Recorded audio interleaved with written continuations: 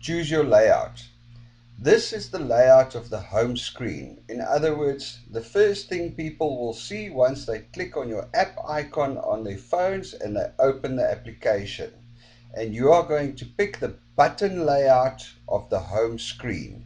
There's a little phone on the right hand side here that will show you live what your pick would look like, or what the different options would look like.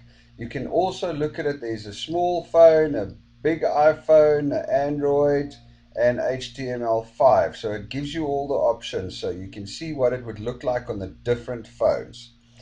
There's a whole variety of different layouts. You can look through them on your own. Let's just have a quick look here. We've got the small buttons across the bottom. Oh, you can hardly see that. Let's have a look at what the round ones look like. That looks nice. That can work. But I like the masonry style down here. That looks nice. Okay, so there you've picked your home page button layout. And we're ready to go to the next step.